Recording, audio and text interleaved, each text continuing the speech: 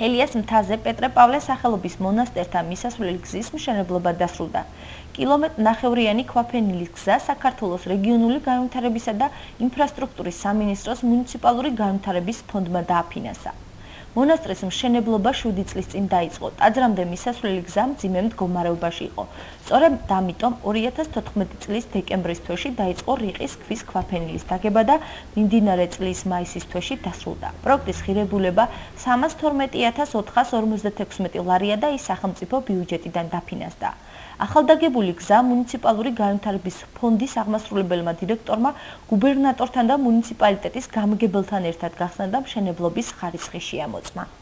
საქართველოს რეგიონული განვითარებისა და ინფრასტრუქტურის სამინისტროს მუნიციპალური განვითარების ფონდმა ბოლნისის მუნიციპალიტეტში ელიას მთაზე დაასრულა პეტრე-პავლეს მონასტერთან მისასვლელი გზის მშენებლობა. პროექტის ღირებულება არის 300.000 ლარი. მონასტრის მშენებლობა, რომელიც დაიწყო 7 წლის წინ და რომლის მშენებლობაც სრულდება, ასევე დაემთხვა მისასვლელი გზის მშენებლობის დასრულებას. მონასტერში მისასვლელი გზა ძალიან მნიშვნელოვანია და საერთოდაც ქვემო ქართლში ახლა უამრავი გზა შენდება, განსაკუთრებით ახლა ბოლო ხანებში. გარდა იმისა, რომ ცენტრალური გზებია დაგეგმილი, ამისთანავე შიდა გზებს ძალიან ბევრ გზას ვაკეთებ და მთლიანად ჩართულია განსაკუთრებით ინფრასტრუქტურის სამინისტრო და ადგილობრივი მუნიციპალიტეტები.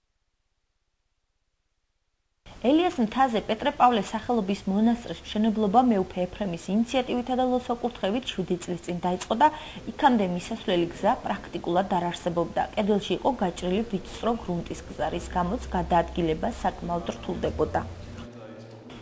ეს გზა, რომელიც პირდაპირ ტაძართან მიდის, არის უაღრესად მნიშვნელოვანი არა მარტო ჩვენი სულიერების, არა მარტო ეკლესიის კონკრეტულად ამ მონასტრისათვის, არამედ მთლიანად ჩვენი რეგიონის მოსახლეობისათვის და ყველა იმ უამრავი მობლოცველისათვის, რომლებიც ყოველდღიურად ფაქტიურად ამოდიან აქ, ეზიარებიან ამ წმინდა ადგილის მადლს, ამ ბუნების მშვენიერებას. ამდენად მე მინდა უაღრესი მადლიერება გამოვთქო ამ განხორციელებული პროექტის მიმართ, რომელიც აღესრულა ინფრასტრუქტურის სამინისტროსა და მუნიციპალური განვითარების ფონდის მიერ.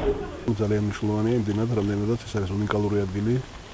შეიძლება ითქვას, რომ თანამედროვე ქართული ეკლესიების ერთ-ერთი თვალსაჩინო ნიმუშია და მე იმედი მაქვს, რომ ის იქცევა სერიოზულ ტურისტულ შესანიშნაობად, რომელიც არა მარტო მომლოცველებისთვის, არამედ უცხოელი ტურისტებისათვის იქნება მნიშვნელოვანი ადგილი.